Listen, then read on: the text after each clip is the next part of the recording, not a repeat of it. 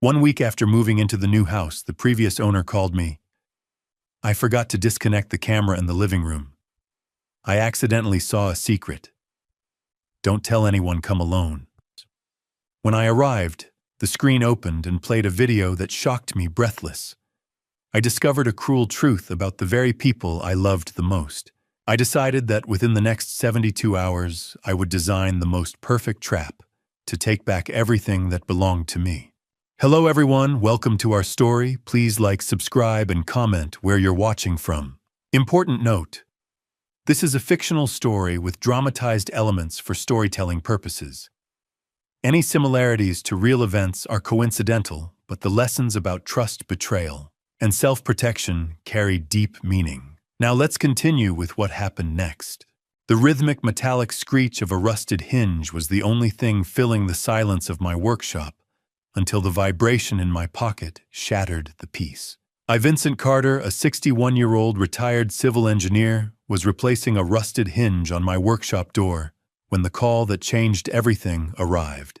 The sharp September sunlight slanted through the workshop window, catching the dust motes dancing in the air as I wiped a bead of sweat from my brow. The air was thick with the comforting scent of WD-40 and old cedar, a smell that usually grounded me in the quiet order I have maintained since my wife Patricia died 3 years ago.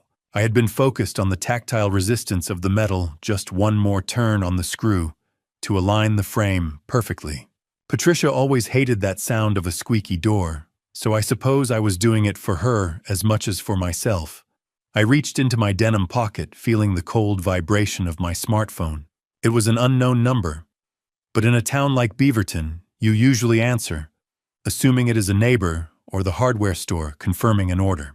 I pressed the screen and brought the phone to my ear, still tasting the bitter dregs of stale coffee on the back of my tongue. "Vincent, is that you?" a voice asked. It was raspy and rushed a stark contrast to the sleepy Tuesday afternoon vibe of the neighborhood. I recognized the caller after a second of processing the tone. Warren Phillips, my 72-year-old neighbor and a retired postal worker, possessed a voice that usually carried the slow weight of a man with nowhere to be. But today it was trembling. He told me he was calling from 3 houses down. Have you ever felt the air grow thin in a room you have lived in for 20 years? Suddenly the walls of my workshop felt like they were leaning in toward me as Warren continued speaking. He was breathless, explaining that he had made a mistake with the security system he helped me install back in the spring. "I forgot to disconnect the cloud account from my personal tablet, Vincent," he admitted, his voice barely above a whisper. "I saw something on the living room feed while you were out." My heart skipped a beat as the realization set in that my neighbor had been unintentionally spying on my private home life for months. I opened my mouth to protest, to ask why he was watching, but the urgency in his voice stopped me cold. "It involves your daughter Vincent and that husband of hers, Trevor." I felt a sharp pang of apprehension tighten in my chest. Olivia and Trevor had been over for dinner just 2 nights ago, and everything seemed perfectly normal. Warren refused to explain further over the phone, citing the sensitivity of what he had witnessed on the screen. He insisted that I come to his house immediately, and that I come alone. Then he said it. The name. Olivia. He warned me in no uncertain terms not to call her or send a text until I had seen the footage for myself. My daughter has always been the pillar of my life, especially after Patricia passed, and the idea that Warren was implying she was involved in something dark enough to require a secret meeting felt like a physical blow to my stomach. My hand tightened around the phone until my knuckles turned white. "What did you see, Warren?" I asked. But the line had already gone dead, leaving me standing in the silence of my workshop, with nothing but the smell of cedar and a growing sense of dread. The engine of my truck roared to life, a jagged sound that mirrored the sudden frantic drumming in my chest. I didn't waste time putting away my tools or locking the workshop. The urgency in Warren's voice had been a cold splash of reality that made the order of my woodshop feel irrelevant. I backed out of my driveway with a reckless speed I hadn't used in years, the tires chirping against the asphalt as I swung the wheel toward the quieter corner of Beaverton. My mind was a chaotic loop of questions. Why had my neighbor waited until now to tell me he was still connected to my security feed? More importantly, what could Olivia and Trevor possibly be doing in my house that would make a 72-year-old man sound like he'd seen a ghost? I drove the 3 streets over to Warren's modest ranch-style house, noting the faded blue siding and the overgrown hedges that suggested a man who had stopped caring about his own curb appeal. I pulled into his gravel driveway, the crunching sound under my tires, feeling like bone breaking in the heavy afternoon silence. I was out of the cab before the engine had even fully shuddered to a stop. Warren Phillips didn't even wait for me to knock. He opened the door as I reached the porch, his face a map of deep-set regret and sleepless lines. He looked older than he had just last week, his shoulders slumped as if under an invisible weight. I realized then that Warren wasn't just a nosy neighbor. There was a haunted look in his eyes that only comes from personal experience. He led me into a small, dimly lit den that smelled of stale tobacco and old yellowed paper. Trust is like a pane of glass. Once it's shattered, you can spend a lifetime trying to glue the shards back together, but you'll never stop seeing the cracks. Warren gestured for me to sit, but I stayed on my feet, my muscles coiled with a restless energy. He told me then in a voice that barely rose above a whisper why he was so vigilant. 15 years ago, his own son had systematically drained his life savings.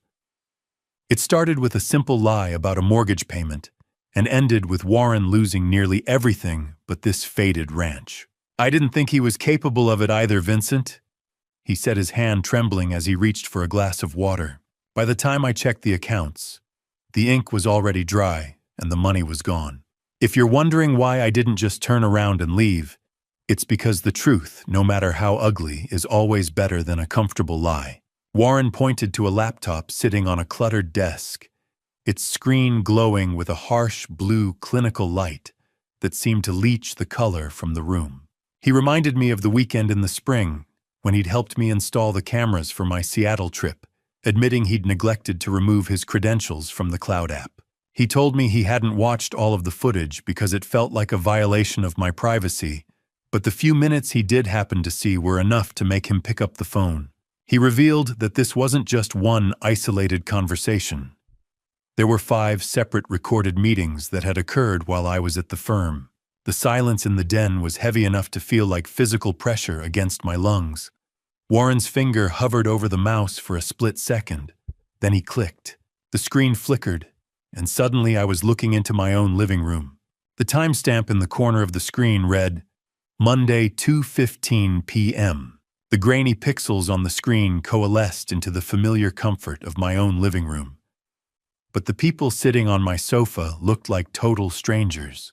My daughter, 34-year-old Olivia Morrison, sat on the edge of the sofa on the screen, her nervous fingers twisting the blue cardigan I'd given her for Christmas. Beside her, Trevor Morrison, my 37-year-old son-in-law, a logistics coordinator who always claimed to have a head for numbers, leaned back with a smirk that looked entirely too comfortable in my house. They weren't just visiting. They were going through a blue folder I recognized instantly from my desk. I watched as Trevor pulled out a document, laughing as he mimicked my signature in the air with a ballpoint pen. He didn't even blink when he signed the original. Trevor said, his voice tinny through the laptop speakers. It's not stealing if it's eventually going to be ours anyway, right? The betrayal wasn't a sudden impulse. It was a performance. Trevor began meticulously explaining to Olivia how he had tricked me into signing a packet of health directives that actually served as a shell for a total asset grab. He had inserted 2 extra pages, grant them full authority over my 401k and the deed to the house. I felt the air leave my lungs. I had trusted them with my medical future, and they had rewarded that trust by treating my life like a carcass to be picked clean before I was even cold. Olivia hesitated for a second, her eyes darting toward the hallway, as if she expected me to walk in. Trevor silenced her doubt by mentioning their mounting problems and reminding her that I barely check my accounts anyway. Your father trusts you, Olivia, he said, his voice dropping into a low, predatory register. That's his real weakness. Once the transfer is done, it's clean. House 401K everything. Have you ever seen someone you love look at your life like it was nothing more than a bank vault? They'd finally found the combination, for the cold horror of it made the air in Warren's den feel freezing. I was looking at a daughter I no longer recognized, and a man who saw my 30 years of civil engineering as a lottery ticket he was finally cashing in. Warren stopped the video, his eyes full of a pity that made me want to scream. He explained there were 5 more files and initiated a transfer to my phone. Buzz, buzz, buzz. Each notification in my pocket felt like a nail being driven into a coffin. I stood up, my movements, mechanical and rigid, my body performing the actions of a living man, while my spirit felt like it had been hollowed out. I'll send the rest to your phone, Warren said, his voice trembling. You need to see all of it. I managed a small, stiff nod as I walked toward the door. Thank you, Warren, I replied. I've seen enough for now. I walked out into the cool September night, the silence of the neighborhood now feeling like a trap designed to keep me quiet while they dismantled my existence. As I reached my truck, I realized that the trust Trevor mocked wasn't just a character trait. It was the specific tool they had used to engineer my ruin. I looked up at the moon, its pale light reflecting off the screen of my phone, as the first download completed, file_02_Wednesday_planning.mp4. The fluorescent lights of the Canyon Road diner flickered like a dying heartbeat, casting long, sickly shadows over the booth where I sat with a cold laptop and a hot cup of coffee I didn't plan on drinking. I didn't go home. I couldn't bear to look at those 4 walls yet, knowing that every corner of my sanctuary had been violated by the very people I called family. I had pulled into this 24-hour haunt off the main drag, needing the anonymity of a corner booth and the low hum of the industrial refrigerator to anchor me. Just coffee black. Leave the pot, I had told the waitress without looking up. I needed a moment of silence, or at least the closest thing to it that a roadside diner could offer at 8 o'clock on a Tuesday night. The smell of burnt grease and industrial cleaner was a welcome distraction from the metallic scent of dread that had been clinging to me since I left Warren's house. My fingers felt like lead as I reached for the cold, smooth surface of the laptop keys. I opened the folder and prepared to watch the file labeled Wednesday Planning. The betrayal wasn't just about the money I'd spent 40 years earning. It was a calculated redirection of my entire digital identity. As the video played, showing Olivia and Trevor at my dining table, I watched as Trevor tapped on a legal pad with clinical precision. He was explaining to my daughter how they had already compromised my legal standing. He won't track the changes if the notifications come through me, Trevor said on the screen, his smirk audible even through my headphones. He told Olivia that he had set up an email address she controlled to intercept any digital alerts from the county clerk. Have you ever sat in a public place and realized that every person around you is living a life of quiet normalcy while your own world is burning down in front of you? I looked at a truck driver, too, booths down, methodically cutting into a steak, while on my screen Trevor mocked me for being too busy in my workshop to notice a change in my own deed. Olivia looked nervous, her eyes darting toward the hallway, but Trevor's confidence was infectious, a parasite that was slowly overwhelming her guilt. 20 days. That was the length of my remaining life as a homeowner. The video reached a chilling climax when Trevor pulled a physical calendar toward him and circled a date in bold red ink, September 30th. He looked directly at Olivia, his face hard. We need to file the deed transfer by the morning of the 30th, he insisted. If we don't have it recorded by then, the deal falls through. I watched him slide a paper napkin across the table, a gesture I found myself mimicking in the diner with a shaking hand. Trevor promised her it would be in her name before I even noticed a change in the property tax assessment. The theft wasn't an open-ended process. They were working against a hard deadline, implying an external pressure that made my skin crawl. I realized then that my house, the fortress Patricia and I had built together, was exactly 20 days away from being legally erased from under my feet. I pressed play on the third file, my hand trembling, as Trevor's voice filled my headphones with a much darker tone. They gave us until the 30th, Olivia. If we don't have the cash, they won't just take the house. The audio in the third file was distorted by the wind blowing through the cracked patio door of my own home. I sat in the Canyon Road diner, watching the screen through a hazy reflection of the neon open sign that flickered with a rhythmic buzz. The audio crackled with the sound of a sliding glass door being forced open on the recording, but it was the low, predatory rumble of Trevor's voice that made the hair on my neck stand up. I watched the screen as he paced my living room, his smartphone pressed tightly to his ear. He was arguing with someone about a $180,000 balance, his voice dropping to a desperate, jagged whisper. It wasn't a bank or a legitimate lender on the other end. The slang and the threats Trevor was using made it clear he was dealing with an underground gambling ring. The debt wasn't a business failure or an honest mistake. Trevor had been siphoning my information to fuel a high-stakes addiction that had finally caught up to him. He promised the mysterious caller a full liquidation of assets by the 30th of September, confirming with a sickening finality that my home was simply the payment for his latest losing hand. Olivia entered the frame a few minutes later, her face red and blotchy from crying. Looking smaller than I had ever seen her, Trevor turned his aggression on her instantly, his body language turning sharp and invasive. He explained that the people he owed weren't patient men, and then he dropped a bombshell that made the blood drain from my face in that diner booth. If the transfer doesn't clear by the morning of the 30th, he warned her the collectors have threatened to visit the school. I closed my eyes for a second, and all I could see was Emma's smile as we planted the roses last spring. It was the only clean thing left in this mess, and the thought of her being used as leverage made my stomach turn. I felt a cold sweat slicking my palms as I gripped the edge of the table, the muffled sound of a waitress dropping a spoon in the distance, sounding like a gunshot in the heavy silence of my mind. He was using his own child as a human shield for a $180,000 debt. I paused the video, my hands shaking so violently I nearly knocked over my cold coffee. I could taste bitterness like copper in the back of my throat. Trevor wasn't just a thief or a liar.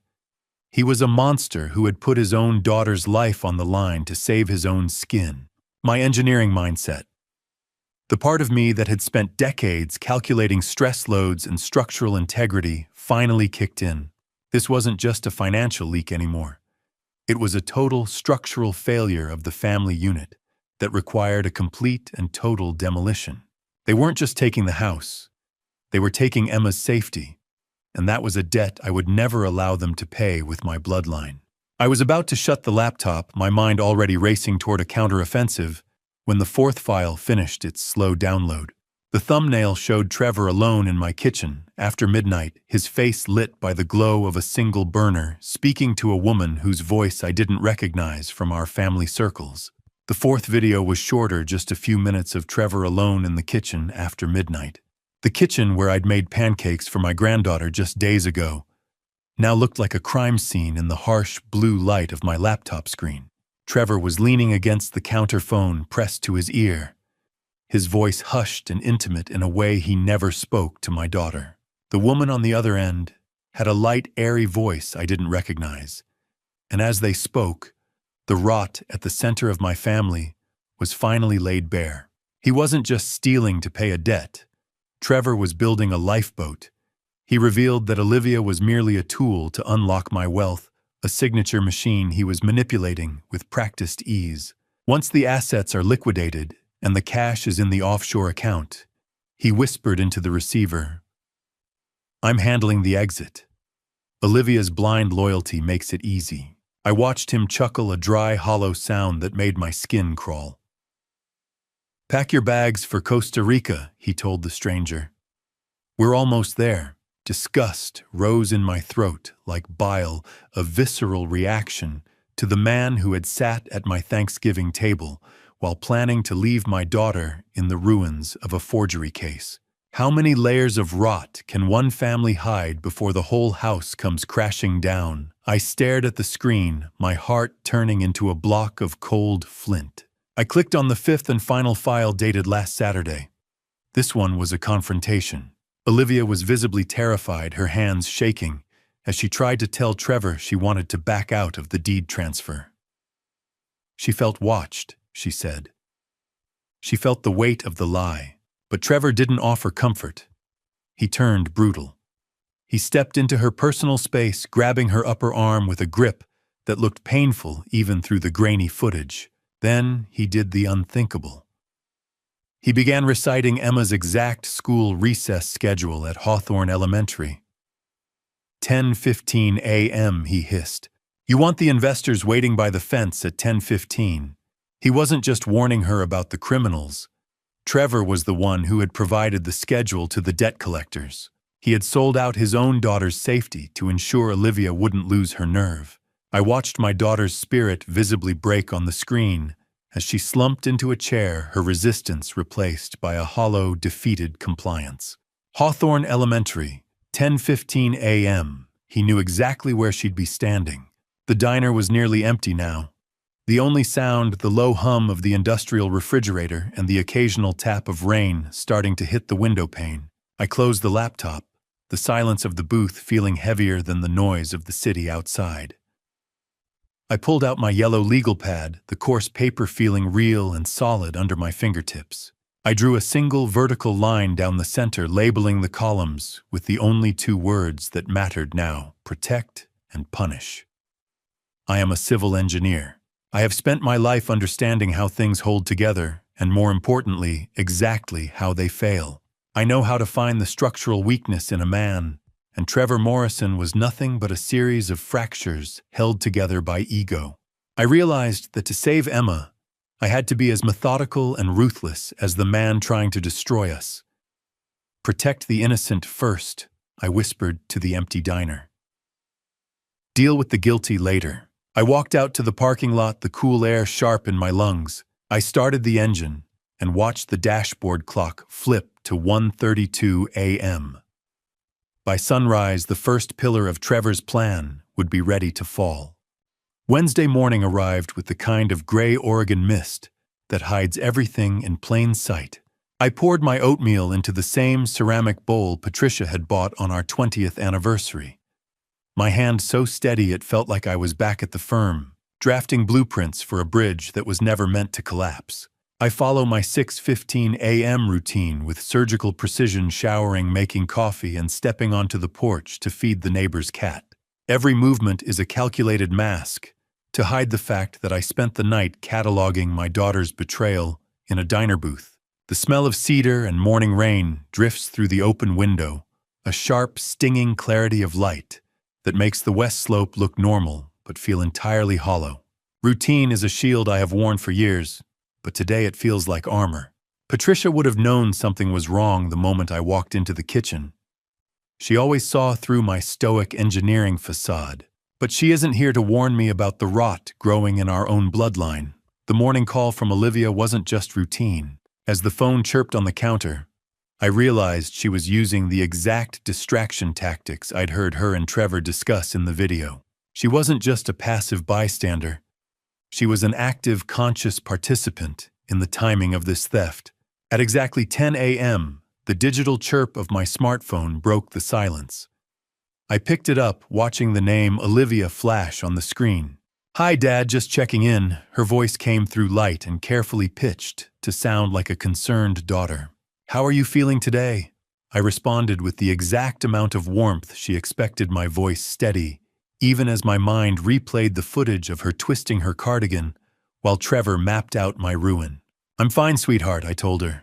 "Just working in the garden." "How is Emma?" Every word felt like a structural test. I realized that every inquiry into my health was actually a probe to see if her financial trap had been tripped yet. How do you band-aid a heart that's being shredded by the person you die to protect? I stood there clutching the cool, smooth ceramic of my bowl, listening to the rhythmic tap of the coffee maker, as my daughter lied to me with the same ease she used to tell me she'd finished her homework 25 years ago. Her voice was like a well-polished mirror, bright and clear, but only reflecting what I was supposed to see, hiding the dark, silver backing where the lies were etched. Olivia mentioned they would stop by tomorrow afternoon. Trevor wants to help you with that fence, she added. I agreed readily, maintaining the docile senior persona they've assigned to me. I'd like that, I said. I'll make sure to have some tea ready. But I knew better. Trevor's offer to fix the fence was a ruse to get me out of the house, a way to ensure I was occupied in the yard, while they searched my office for my original non-forged identity documents. They needed the real papers to make the fake ones stick. As soon as the line went dead, the warmth left my face like a sunset behind a storm wall. The facade was for them, but the action was for me. I grabbed my keys, the metal cold against my palm. I pulled out of the driveway, but I wasn't heading to the hardware store for fence supplies. I was heading to a place where I could find a very different kind of specialist. The sliding glass doors of the Beaverton Library hissed shut behind me, sealing out the damp Oregon morning and leaving me in a silence that felt heavy with the secrets I was about to dig up. I walked past the front desk with a stiff nod, seeking out a back corner computer terminal where the stacks would shield me from any inquisitive eyes. My own laptop was back in the workshop, but I needed a neutral digital trail today. I sat down and began searching for specialists in power of attorney fraud and elder abuse, my engineer's mind, filtering through names and reviews like I was auditing a structural schematic. One name consistently surfaced with high praise: Evelyn Chambers. Her profile described a woman who didn't just know the law, but knew how to weaponize it against those who prey on the vulnerable. My hands stilled on the keyboard when I realized Chambers was the same lead counsel who handled the high-profile case Warren Phillips had mentioned last week. She had a personal history with exactly the kind of toxic greed Trevor was exhibiting. I didn't need someone to just defend my assets. I needed someone who knew how to dismantle a predator. I stepped into the library lobby and dialed the number for Chambers' office.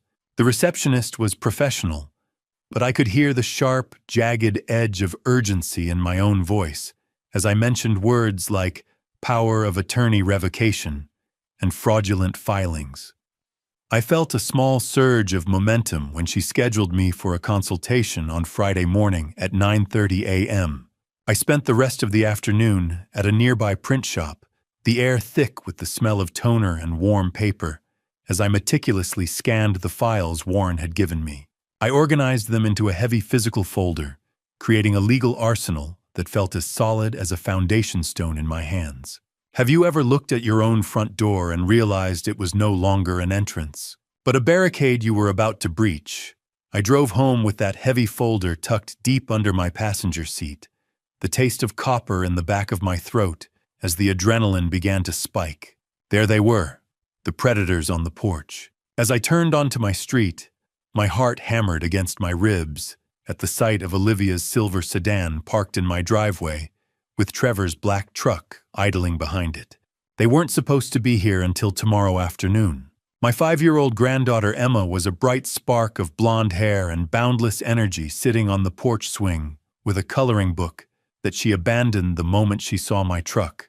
I forced a smile for her, a mask that felt like it might crack my face open. Trevor stepped off the porch, flanked by a man in a gray jumpsuit, carrying a heavy tool bag, a handyman. Trevor called him, but I recognized the distinctive set of picks hanging from his belt. He was a locksmith. Trevor wasn't here for a social visit. He had brought a specialist of his own to help him bypass the safe in my basement, where I kept the original property deed. I gripped the legal folder tightly, sliding it deep into the dark crevice between the seats as Trevor approached the driver's side window, his eyes searching my face for any sign that the old man had finally figured out the game. The walk from the driveway to the porch felt like a march toward a gallows I'd built for my own family. A grandfather's smile is supposed to be the easiest thing in the world to wear, But as I stepped onto the porch, mine felt like a mask made of lead, heavy and cold against my skin. I forced my features into a practiced softness, greeting Emma with a hug that felt like the only real thing left in this house. Stepping inside, I entered a space that no longer felt like mine. Olivia was in the kitchen, her sleeves rolled up, as she helped Emma with a coloring book, looking every bit the devoted daughter I had raised. Trevor stood in the hallway, his presence a jagged intrusion in the foyer. He didn't even wait for a hello before asking about the refinance folder he claimed I'd left out on the desk. I had to swallow the bitter bile rising in my throat and pretend I'd forgotten exactly where I put it.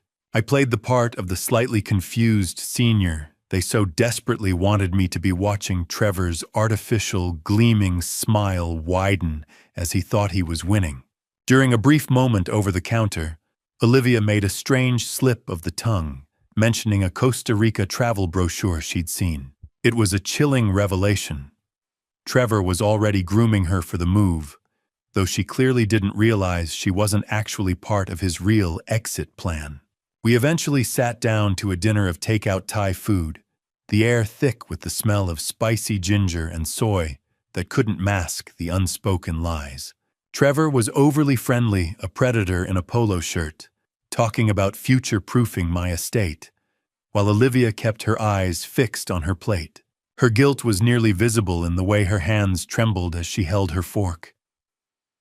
I watched Emma eat her innocence, the only thing keeping me from flipping the table and shouting the truth. Every laugh from Trevor felt like a physical blow to my chest, a reminder of the mistress and the gambling debt he was hiding behind this domestic farce. Have you ever looked at the face of your own child and seen a stranger looking back, counting the days until you're out of the way? I felt a nausea that no amount of tea could wash away. Trevor leaned in, insisting we finalize the deed update next week for my own protection. I nodded, playing the docile fool. "You're right, Trevor," I said. "Safety first." That's what I always say. Tick, tick, tick. The wall clock wasn't just measuring time. It was counting down to a collision. Long after they'd left, I lay in my bed staring at the ceiling, the silence of the house louder than the dinner conversation. The shadows in the corner of the room seemed to shift, like the fraudulent clauses Trevor had inserted into my life. I realized I had 48 hours until I met Evelyn Chambers. That was 48 hours of looking my daughter in the eye and pretending I didn't know she was helping a man who intended to discard her like trash. The rough texture of the bedsheets felt like sandpaper as I twisted in the dark. I stood up to get water and noticed the workshop door slightly ajar. My heart stopped. I checked the logs later. Trevor hadn't just stopped by early. He'd gone into the workshop while I was busy at the table and took photos of my personal ledger, looking for the account numbers to bypass my remaining security. I closed my eyes, but the last thing I saw wasn't sleep. It was the red light on the workshop security panel blinking like a warning I was finally ready to heed. The morning sun had been too bright, a cruel contrast to the dark reality of my living room. But by the afternoon, the typical Oregon gray had returned to settle over Beaverton. Emma's laughter was a bright silver thread cutting through the heavy mist, a sound so pure it made the lies sitting in my pocket feel like lead weights. We were in the backyard garden, a sanctuary that felt more honest than the house ever could lately. I watched my 5-year-old granddaughter hop between the rows of tomato plants Patricia had planted before she got sick. The garden was a living memory of my late wife, and watching Emma nurture it made the threat against her safety feel even more visceral. I knelt in the dirt, the damp earth staining my jeans and creeping under my fingernails, trying to anchor myself in this moment of innocence. "Look, Grandpa. The tomatoes are getting bigger," she shouted, her voice full of a wonder I'd forgotten existed. "They are, Emma," I replied, wiping a cold mist from the garden hose off my cheek. "Just like you." As we moved between the vines, Emma leaned in close, her eyes wide as she shared a secret. "Daddy told me I was going on a long airplane trip soon," she whispered. My heart stopped. It was the confirmation I'd feared. Trevor was already packing her world into a suitcase, planning an escape that likely left Olivia behind. Innocence is a fragile thing, like the first frost on a greenhouse window. One warm breath of truth and it vanishes forever. I looked at the little girl who still saw the world as a place of building blocks and garden fairies. "Grandpa, when I grow up, will you teach me to build things?" she asked, her small hand reaching out to touch a ripening fruit. The question mirrored a promise I once made to a young Olivia, a cycle of trust that had been broken by the generation in between. "I'll teach you everything I know, sweetheart." I promised, my voice thick with a solemn conviction. I looked up to see Olivia watching us from the patio, her face unreadable. I realized then that I wasn't just fighting for my house. I was fighting for the version of Olivia that Emma still believed in. I wanted to reach out to warn my daughter that the man she loved was tracking her like a prisoner, but the facade had to hold. I stayed on my knees in the dirt, feeling the heavy burden of the grandfather Emma thought I was, and the predator I was becoming to protect her. An airplane trip. He was already planning to vanish with her. The spell of the garden was broken when Olivia called Emma to the car. "Come on, Emma, we need to get home." Her voice carried a sharp edge that made my skin crawl. I stood on the porch, my hands hanging heavy at my sides, and watched as they walked to the silver sedan. "Bye, Grandpa. See you tomorrow." Emma waved as she climbed into her seat. I managed a stiff wave back, watching the red taillights of the car fade into the gathering gray. As the car pulled away, a flash of metallic silver caught the low light. There, tucked under the curve of the rear bumper, sat a small magnetic GPS tracker. The realization hit me like a physical blow. Trevor wasn't just monitoring my accounts. He was monitoring his wife's movements to ensure no one interfered with his exit. I watched the empty street for a long time. The shadow of that tracker burned into my mind. I wasn't just up against a thief. I was up against a jailer. The kitchen was too quiet, the rhythmic ticking of the wall clock sounding less like a timepiece and more like a judge's gavel striking the bench over and over. I stood at the counter, the smell of grilled chicken and rice filling the air. Yet I had no appetite. I had spent 40 years designing structures meant to withstand the elements, but I was currently failing to withstand the silence of my own home. The dining table felt like a vast, empty continent, with Patricia's chair at the head and Olivia's childhood spot to my left, both vacant. And I sat in the dim light, realizing that in the years since I lost Patricia, I'd grown used to the quiet, but tonight, the silence had a jagged, heavy edge that made my skin crawl. "It's just dinner, Vincent," I whispered to the empty room. "Eat." But the food tasted like ash. This house used to be so loud with laughter and the chaotic energy of a growing family, and now it was just a shell filled with echoes. While I was cleaning the table afterward, my fingers brushed against something hard under the rim of my own chair. I leaned down, peeling back a strip of adhesive. A microphone, small, black, and cold. Trevor wasn't just tracking Olivia. He was listening to my private moments. How many years of trust does it take to build a life? And how many seconds of greed does it take to tear it down? I held the bug in my palm, the metallic intrusion making me feel physically ill. Trevor Morrison was a cancer, and my daughter was merely infected. I walked to the pantry door, my thumb tracing the rough texture of the growth chart notches carved into the wood. I wondered when Olivia stopped being the girl who cried over a scraped knee and became the woman who could help forge a signature. Did I fail her, or did I just stop paying attention while I was busy being the provider? The guilt was a heavy weight, but then I remembered the way Trevor had weaponized Emma's school schedule.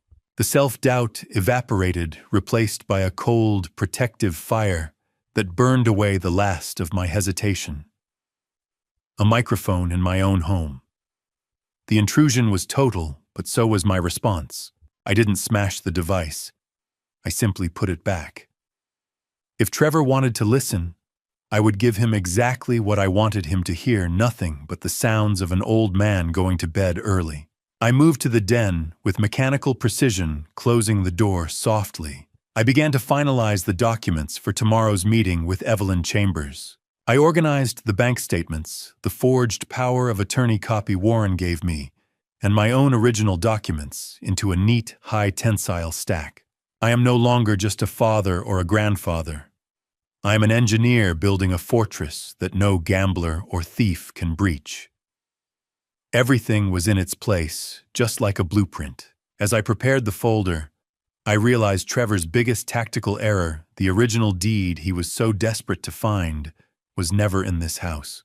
Years ago, as part of my own engineer's redundancy plan, I had moved it to a secure safety deposit box. Tomorrow, the doors lock. I set the folder on the nightstand and turned off the lamp. But as the darkness swallowed the room, I knew that Trevor's biggest mistake wasn't the theft, it was underestimating a man who had nothing left to lose but the truth. Friday morning, September 20th arrived with a sky the color of cold steel. I pulled the heavy brass handle of the law office door at exactly 9:15 a.m. The cold September air biting at my heels, as if trying to pull me back into the comfort of my own ignorance. I was met with the faint, dignified scent of old paper and expensive coffee that seemed to cling to the dark wood of the reception desk. Within minutes, I was ushered into the inner sanctum to meet Evelyn Chambers, a 56-year-old attorney specializing in elder law, who sat behind a desk as clean and sharp as her intellect, her eyes possessing the clinical depth of a master inspector. I didn't waste time with pleasantries.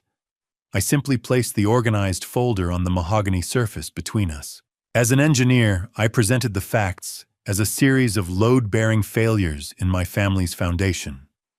I need a legal bulkhead, Ms. Chambers, I said. Something Trevor Morrison cannot bypass. She looked at me for a long moment before opening the file. Tell me everything, Mr. Carter. She replied with a voice that was both firm and inviting. Don't leave out the parts that hurt. Evelyn revealed something almost immediately. The notary who supposedly witnessed the forged power of attorney was a known associate of a local shady lender. This confirmed that Trevor had already entangled my life with a criminal network. Evelyn reviewed the documents with a clinical intensity, her finger stopping on specific clauses Trevor had inserted into the text. She explained that while the health directive was what I had intended to sign, the filed version granted broad financial authority that bordered on total guardianship. This clause here, she noted, tracing a line on the paper. It grants broad financial authority. Did you intend that? My jaw tightened? No, I intended to protect my health, not lose my home. Her calm voice provided a stabilizing contrast to the quiet rage I had been fueling all week. Have you ever felt the exact moment the tide turns? It doesn't happen with a roar. It happens in the silence between heartbeats. I felt the weight of the last few days begin to shift as Evelyn outlined our counteroffensive. She was a master of the legal structure, identifying every weak point Trevor had tried to exploit. We weren't just reacting anymore. We were preparing to demolish his carefully constructed lies. Click. The sound of a door locking from the inside. His power was gone. Evelyn's assistant brought in the fresh revocation papers, and I signed them with a hand that didn't tremble, the black ink feeling like a seal on a containment vessel. The notary's stamp hit the paper with a sharp metallic click that echoed in the quiet room, a sound of absolute finality. Evelyn promised that by noon, every major bank and the county recorder would have electronic notice that the Morrison power was dead. It's done, she said, leaning back. You've officially taken back the keys to your life. I looked at the drying ink, a grim satisfaction settling over me. Good, I replied. Now I want to see how he tries to open the locks. As I rose to leave, Evelyn informed me that she had already flagged my social security number for potential identity theft. She discovered that Trevor had attempted to open a new credit line in my name just 48 hours prior. I walked out of that office and headed straight for the bank, checking my watch as the digital numbers flipped to 11 a.m. The countdown to Trevor's collapse had officially begun. The bank lobby was a tomb of glass and marble, and I was there to bury Trevor's access to my life savings once and for all. I stepped into the clinical, sterile-smelling air of First National Bank with a jaw set like concrete. The bank lobby was busy, but for me everything else had faded into a blurred background of ticking clocks and shuffling papers. I was ushered into a glass-walled office to meet Andrea Bennett, a 42-year-old personal banker with a sharp bob and even sharper eyes, who had been the gatekeeper of my finances since Patricia was still alive. I didn't waste time. I presented the certified revocation papers from Evelyn's office, the heavy stock paper feeling like a weapon in my hand. "Andrea, I need these funds moved to a private account immediately," I told her, my voice dropping to a low, commanding register. I watched her scan the documents, her professional mask slipping just for a second when she realized the scope of the fraud. "Mr. Carter, given the power of attorney revocation, I've flagged this for the fraud department as well," she said. Then she leaned in, her voice hushed. "I should tell you Trevor Morrison called this morning to inquire about daily withdrawal limits." My stomach did a slow roll. My timing had been a matter of mere hours. If I had waited until the afternoon, the $680,000 I'd spent 40 years building would have been a ghost. "Do you know the difference between a fence and a fortress? A fence keeps people out. A fortress makes them regret trying to get in." I sat in silence as Andrea's pen scratched across the forms, finalizing the transfer of my liquid assets into a newly established individual account. We didn't just move the money. We implemented a total scorched earth policy on my digital footprint. We changed every password recovery email and security question, implementing dual-factor authentication that required my physical signature in person for any transaction over $5,000. The cool, steady hum of the air conditioning seemed to keep pace with the focused rhythm of my breathing. Once the final digital vault was sealed, I walked out to my truck, the weight off my chest, feeling like a physical lightness in my step.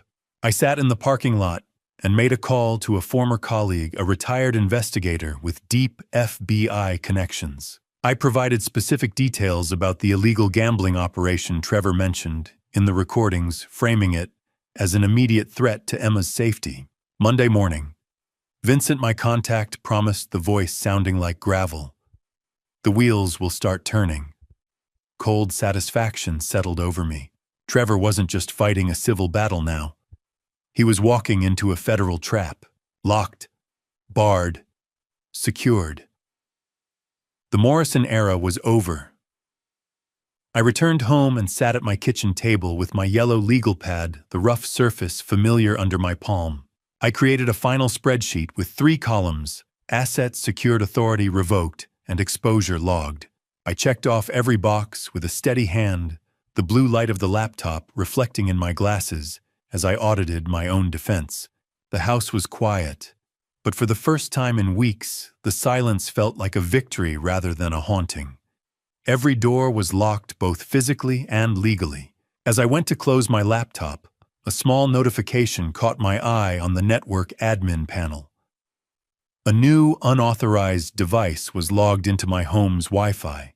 Trevor was using a signal booster from the rental house across the street to try and hack into my server. I watched the unknown device blink on my screen, a ghost in the machine that thought it was still in control. "Go ahead, Trevor," I whispered to the empty room. "Try the door." Monday morning arrived with a notification that made my phone vibrate against the nightstand, like a warning siren signaling that the first wall of my fortress had been struck. I didn't reach for it with the panic of a victim, but with the cold, measured movements of an engineer monitoring a stress test. The sharp, rhythmic vibration was the only sound in my bedroom, aside from the low hum of the rain against the glass. I sat up, the smell of cold coffee sitting on the nightstand from my late-night vigil stinging my nostrils. The automated alert from my bank was precise, an attempted login using my credentials from an unrecognized IP address in Southeast Beaverton. I didn't need to guess who it was. I opened my laptop, the blue, sterile light washing over my face, and logged into the hidden ceiling camera feed I had established in Olivia's rental house. On the screen, I saw my daughter sitting at her small kitchen table. Her face was illuminated by the flickering glow of her own screen, her brow furrowed in deep frustration. She was trying and failing to use a backdoor password Trevor had generated weeks ago, using a keylogger he'd secretly installed on my workshop computer. I watched her fingers fly across the keys, desperate to find the crack in the foundation I had already reinforced with steel. "Come on, work," I heard her whisper through the high-gain microphone. "Why is it asking for a physical token?" Have you ever watched a predator realize they've stepped into a trap of their own making? The silence that follows is the loudest sound in the world. I watched her lean back, her eyes wide with a growing, frantic realization. She picked up her phone and dialed a number on speakerphone. I adjusted my volume, listening, as she identified herself to a bank representative. Her voice pitched high with a forced, artificial politeness. She attempted to use the power of attorney to verify what she called a technical glitch. But the representative's voice was a wall of clinical finality. "I am sorry, ma'am," the voice crackled through the distorted speakers, "but that authority was formally revoked as of noon last Friday. All accounts are currently under a restricted freeze pending a secondary fraud investigation." The blood drained from Olivia's face in high definition, a silent, hollow scream captured in the grain of the video. It was the look of a bridge collapsing in slow motion. Southeast Beaverton, 82nd Avenue. I was watching her world collapse from 30 miles away. Olivia's hands trembled so violently, she almost dropped the phone as she ended the call. She didn't wait a second before redialing Trevor. I watched her pace the small living room, her eyes darting toward the window with the wide, white-rimmed stare of a cornered animal. She was clutching a legal pad, her knuckles white. When Trevor didn't pick up, she left a frantic voicemail, her voice cracking under the pressure. "Trevor, pick up. The bank. They said it is gone. Everything is blocked. He knows Trevor. I think he knows everything." But then she added something that made my blood run cold. She mentioned a third account, something about a subsidiary filing Trevor had made in my name that I hadn't found in my own audit. The fraud was deeper and more complex than even I had mapped out. I closed my laptop, the image of my daughter's total unraveling etched into my mind like a failed stress test. I watched the status bar on my screen. Trevor's car was just pulling into her driveway, and the look on his face through the dash cam hack was pure, unadulterated rage. The sound of Trevor's tires screeching on the asphalt was the first thing the audio recorder picked up, a jagged tearing of the quiet evening air. The front door of the rental didn't just open. It hit the wall with a crack that sounded like a gunshot through my laptop. Speakers followed immediately by the heavy, uneven tread of a man who had lost his grip on everything but his anger. I adjusted the grainy, high-contrast night vision feed on my screen, watching as Trevor Morrison stormed into the living room, bringing the smell of rain and exhaust with him. He threw his keys onto the counter with enough force to rattle the dishes in the sink. Olivia was cowering near the counter, her face pale and tear-streaked. Trevor began pacing the small space like a caged predator, his voice a low, vibrating growl as he demanded to know exactly what the bank teller said. He refused to believe the old man could have been smart enough to revoke the authority on his own. "What do you mean, revoked?" he roared. "I saw him sign those papers." Olivia's voice was thin, a structural failure in itself. "He's a retired engineer, Trevor. He's not stupid. He's methodical." That was when Trevor pulled out a folded document. He revealed that he had already pre-signed a quitclaim deed using the forged power of attorney, intending to bypass the bank entirely by going straight for the land title. Have you ever seen the exact moment a person realizes they've sold their soul for a debt they can never pay? It looks like Olivia's face right now. I watched as Trevor's desperation turned into physical intimidation. He grabbed Olivia by the shoulders, his white-knuckled grip shaking her, as he explained that the people he owed were done waiting. The September 30th deadline was immovable. 7 days, Olivia. We have 7 days before they stop calling and start knocking. He forced her to look at him, reminding her that she was already an accomplice, and that the police wouldn't care who started the forgery once the signatures were verified. You signed those papers too, he hissed. You're in this as deep as I am. You want to lose Emma to the state. The cruelty of his logic was a pressure cooker, and I could see my daughter's spirit buckling under the load. 7 days. 7 days until the wolves came for my family, and Trevor was the one holding the door open. My heart felt like it was being compressed in a vice as I watched his hands on her, my own breathing heavy and synchronized with the static on the feed. Trevor eventually calmed down into a cold, sharp focus that was far more terrifying than his yelling. He decided that the bank was a lost cause for now, and pivoted the entire plan toward the property deed. Forget the cash, he said, his eyes narrow. If we get the deed recorded at the county office, we own the leverage. He instructed Olivia to have the paperwork ready for the morning, claiming the land title office wouldn't have the revocation update for another 48 hours. Tomorrow morning, the county office. Be ready. I watched as he slammed out of the house, but the audio stayed live as he reached his truck. He made a muffled phone call to his mistress, revealing that he planned to cut the wait, meaning Olivia, as soon as the deed was filed. The bastard had no loyalty even as the ship was sinking.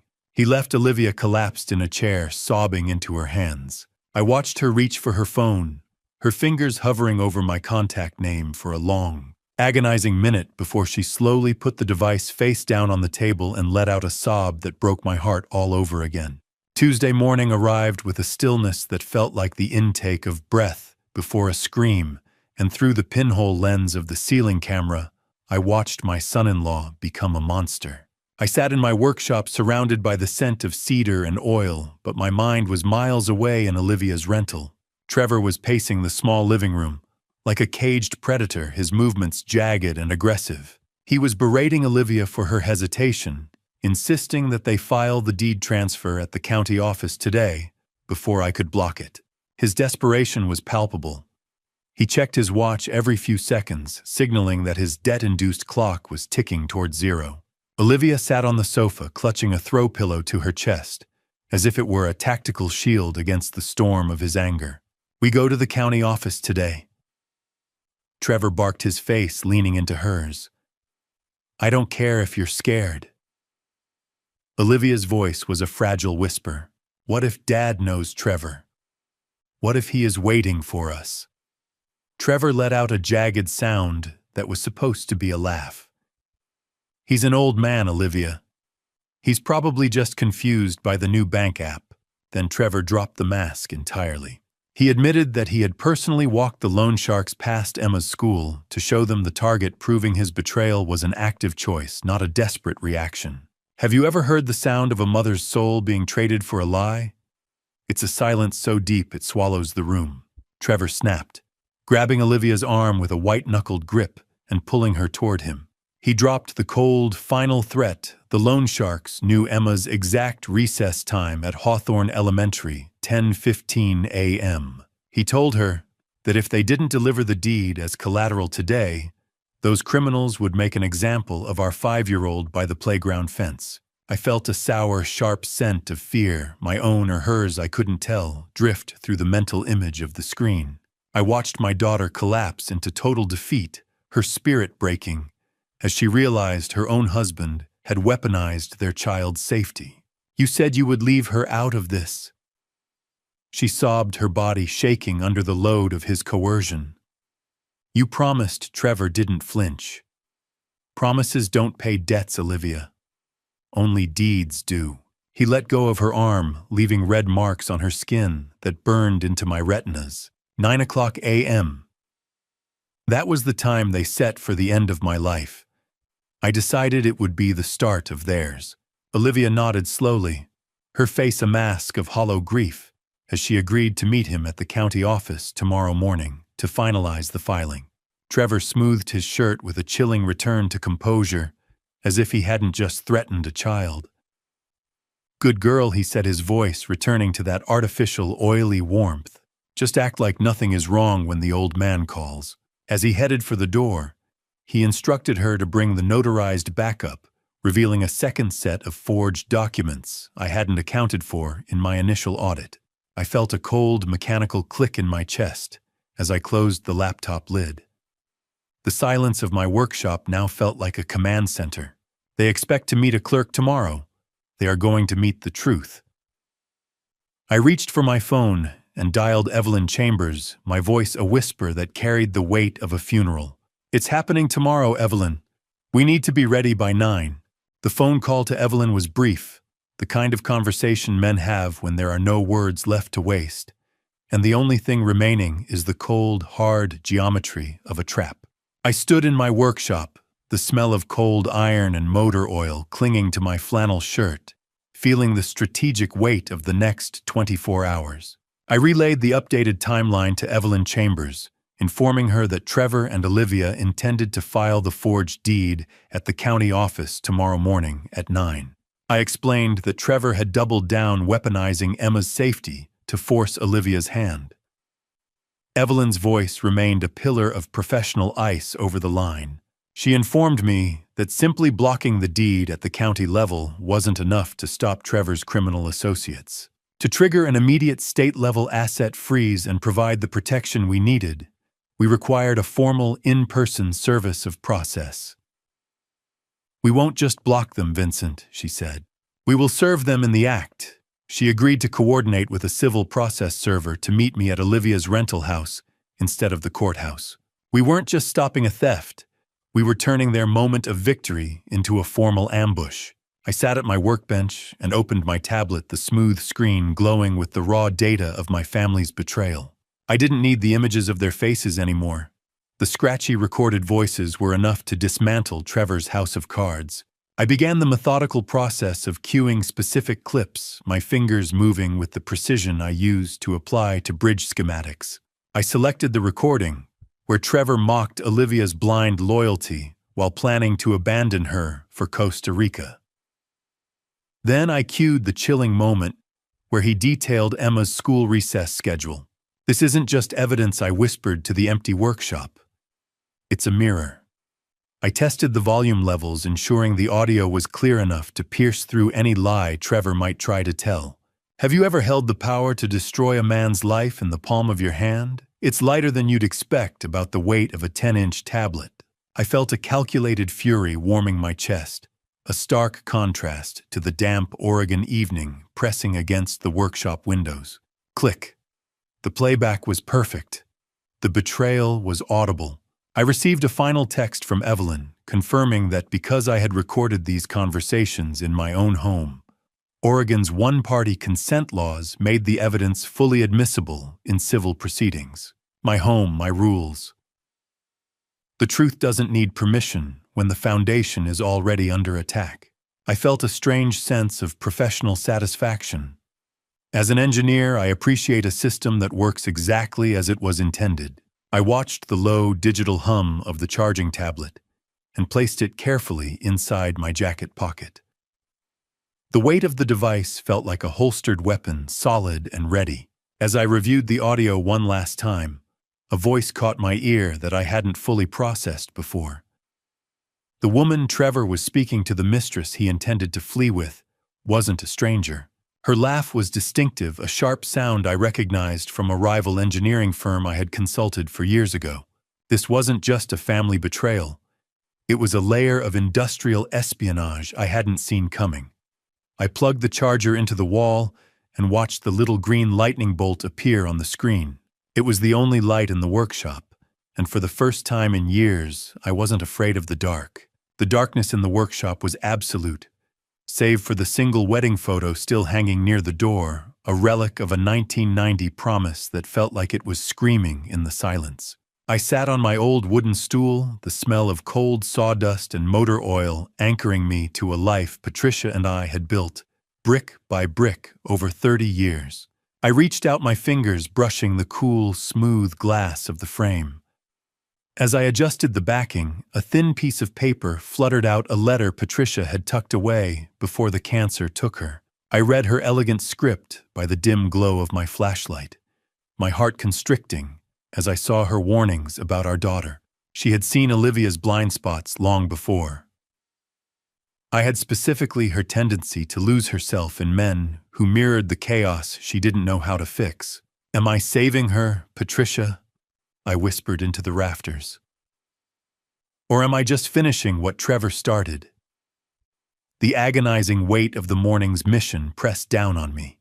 I was about to destroy my daughter's current reality, yet I knew it was the only way to safeguard our granddaughter's future. Protect the innocent first, I reminded myself. Deal with the guilty later. I recalled Emma's face in the garden, the way her eyes lit up when she asked me to teach her how to build. Then, like a physical blow, I replayed Trevor's voice on the recording, reciting her school schedule, like he was reading a menu for a predator. The conflict inside me crystallized into a cold, hard line in the sand. Trevor Morrison would receive no mercy, but Olivia had to be given a door to walk through, however narrow. If you had to set your own house on fire to kill the snakes inside, would you have the courage to strike the match? I knew the answer now. Emma loses a mother if I destroy Olivia entirely, but she loses her life if I do nothing. Love in this house had always meant providing, but now it meant enforcing consequences. Being a father didn't just mean shielding your children. Sometimes it meant letting them strike the ground hard enough to finally wake up. I felt a determined moral clarity wash over me, replacing the soul-searching agony that had kept me paralyzed since the first phone call from Warren. Silence. Then the click of the latch. The decision was made. I stood up and walked to the small wall calendar where I used to track bridge project deadlines and concrete pours. I didn't see engineering dates anymore. I saw the geometry of a life-saving operation. I decided on my own protocol, separate from the legal one Olivia would have until sunset tomorrow, to choose Emma over Trevor. I turn off the workshop light, leaving only the green charging glow of the tablet to pierce the gloom. I walked toward the house, my boots crunching on the gravel with a stride that had no room for further doubt. I was ready for the morning. Choice is a structural necessity, and I was about to force hers. By offering her a path to redemption, I knew I was violating the strict total asset freeze Evelyn recommended, potentially putting my own legal standing at risk. But some things are worth the hazard. I set the alarm for 7:30 a.m. and lay in the dark, my heart beating with the slow, heavy thud of a ticking clock that was about to strike 9. Wednesday morning arrived with the clinical chill of an operating room, and as I buttoned my gray shirt, I felt less like a father and more like a surgeon about to excise a tumor. I followed my routine with robotic precision, brewing coffee, charring a single slice of toast, and feeding the neighbor's cat. These mundane acts steadied my hands, though I found myself checking my watch every 5 minutes, as if I were timing a detonation. At 8:30 a.m., I pulled out of my driveway, heading toward the southeast 82nd Avenue rental. The commute felt like a funeral procession for the life I used to know. I parked a block away on a side street, blending my truck into the long shadows of a large oak tree to wait for the legal team. I realized that Officer Walsh wasn't just here to serve papers. He had been fully briefed on the Costa Rica threat and was prepared to initiate an emergency welfare check on Emma the moment that door opened. I sat in the cab, gripping the steering wheel, until my knuckles matched the color of the gray sky. Routine can steady the mind, I whispered to my reflection in the rearview mirror. Steady, Vincent. Just 10 more minutes.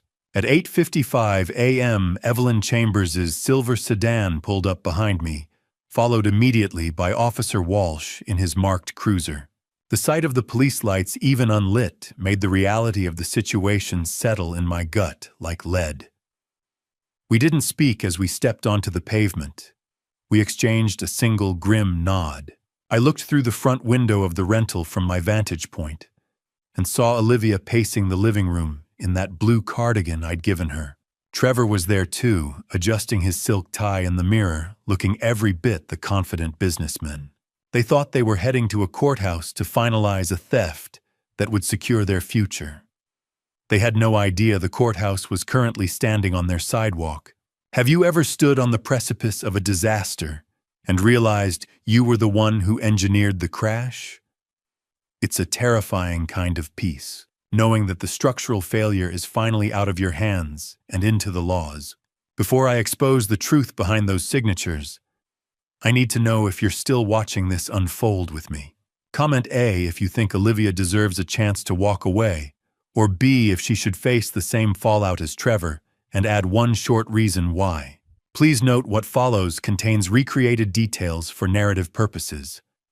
The message is what I hope stays with you. We walked toward the front door as a unit. Evelyn and Officer Walsh led the way, while I stayed 10 steps behind my hand, resting on the heavy weight of the tablet in my jacket pocket. The morning air was damp, smelling of wet pavement and dormant earth. As we reached the steps, I noticed an unfamiliar black SUV parked 2 houses down with its engine idling. The loan sharks were already watching, waiting for Trevor to deliver the deed. Evelyn didn't hesitate. She reached out and pressed the doorbell, the mechanical chime echoing through the thin walls of the rental house. Ding-dong, the sound of a life being served. I heard footsteps approaching from the other side, the sound of the old world ending, and the truth finally stepping into the light. The lock clicked, the handle turned, and the door swung open to reveal my daughter's face, a face that was about to lose its last shred of certainty. Olivia blinked her eyes, darting from Evelyn's sharp leather briefcase to the silver badge gleaming on Officer Walsh's chest, the color draining from her lips, as if I'd just reached out and physically pulled the life from her. She stood frozen in the doorway, her hands still clutching the blue cardigan I gave her last Christmas, a garment that now looked like a shroud. I stepped forward into her line of sight, and the confusion on her face curdled into a raw, naked fear that made my own stomach twist. Trevor's voice barked from the kitchen, demanding to know who was at the door with that aggressive entitlement he wore like a second skin. He rounded the corner, briefcase in hand, ready to head to the courthouse with the forged documents that would have ended my life as I knew it.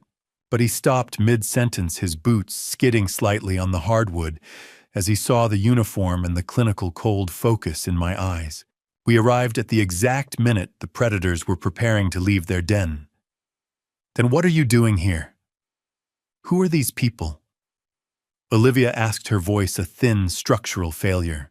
We're coming in. Olivia, I said, my voice as steady as a concrete pour. We have things to discuss that can't wait for the courthouse. We filed into the small living room, the space instantly feeling cramped and clinical. The air smelled of wet wool from the morning mist we'd brought in with us. Evelyn Chambers took the lead, her presence commanding and no nonsense, as she cleared a space on the cluttered coffee table, sweeping aside a stack of glossy travel brochures for Costa Rica.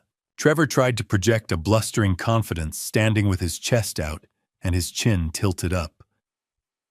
This is a private residence. You can't just barge in here, he shouted, his face flushing. Evelyn didn't even look up from her briefcase. Actually, Mr. Morrison, we are here to ensure that your private business remains within the boundaries of the law, she replied. Have you ever felt the air in a room turn to liquid, heavy, impossible to breathe, and tasting of copper? That was the atmosphere in that living room as Trevor's eyes began darting toward the back door, measuring the distance for an escape that Officer Walsh was already blocking with his large, silent frame. The authority in the room had shifted entirely, and Trevor knew it. Snap. The briefcase opened. The trap closed. Evelyn pulled out a thick, structured folder with a crisp, professional finality. She began reciting the formal notice, her voice steady and echoing against the thin walls of the rental. Morrison, you are being formally served notice of revocation of power of attorney and an immediate freeze on all assets pending a fraud investigation. I watched my daughter's hands shake as Officer Walsh extended the heavy legal envelope toward her. It's just paper, Olivia, I whispered. Don't look at it like that. But we all knew it was more than paper. It was a concrete block crushing the lies they had built. Evelyn then delivered the final blow, informing Olivia that the freeze extended to her personal checking account. The one where she was hiding the $10,000 down payment Trevor had given her to stay quiet. Olivia collapsed onto the sofa as the realization set in that her own safety net had been shredded. Trevor stepped forward, his jaw tight, and his face flushing a dangerous shade of red. "This is ridiculous." He spat, his heavy breathing the only sound in the room. "What exactly are you talking about?" I didn't answer Trevor with words. Instead, I reached into my jacket and pulled out the tablet, the screen glowing like a digital executioner's blade in the dim light of their living room. Trevor's jaw tightened, his eyes darting between me and the folder Evelyn had just produced. He was still trying to find the oxygen in the room, his chest heaving as he prepared another volley of aggressive bluster. "You can't prove a damn thing, Vincent," he spat, his voice cracking with the strain of his own lies. I remained seated on their cheap rented armchair, watching him pace and shout about rights and harassment. He is a structural defect in my family that I am finally ready to collapse. I wait for his volume to peak. For the moment, his desperation turns into a scream before I simply tap the screen of my tablet. "I don't need to prove it, Trevor," I said, my voice cutting through his noise with clinical precision. "I just need to play it." The sound of his own voice, hushed and intimate, suddenly filled the room, cutting through his shouting like a knife through paper. Audio clip number 1 began to play through the tablet's high-gain speakers, Trevor's midnight call to the mistress from my own kitchen. The room went deathly still as his voice described Olivia as useful weight and the old man's signature machine. He explicitly detailed the plan to flee to Costa Rica the moment the deed transfer cleared, leaving my daughter behind to face the legal fallout of a felony forgery case. Have you ever heard the sound of a person's heart actually breaking? It's not a loud crack. It's the sound of a long, slow exhale that never quite ends. Olivia's face drained of all color, her eyes fixed on Trevor as if she were seeing a monster for the first time. The recording even included Trevor mentioning the exact flight number and the September 30th date for his departure, proving he had already purchased the tickets using a secret credit card he'd skimmed from Olivia's own emergency savings account. "Pack your bags for Costa Rica," the recorded Trevor said, with a dry chuckle. "Just you and me. Useful weight." That's what he called the mother of his child. The recording ended, but the echoes of Trevor's tinny recorded laughter lingered in the air like a foul odor. Olivia was trembling so violently that the legal papers in her hand crinkled like dry leaves in a storm. Trevor tried to step toward her, his hands out in a pleading gesture that looked entirely manufactured, a practiced performance of a man who had run out of real emotions. "Olivia, honey, that's out of context." "He's twisting things," he shouted, but his eyes were wide with a cornered animal's desperation. Olivia recoiled, as if he were made of fire, the taste of salt from a single tear she didn't even know she was crying hitting her lip. "What? What is that?" "Trevor," she whispered, her voice a hollow wreck. "Who were you talking to?" As Trevor attempted to lie his way out, Evelyn interjected with a cold, professional, sharp edge. "We've already identified the woman on the phone," she said. "She's a paralegal from a rival engineering firm.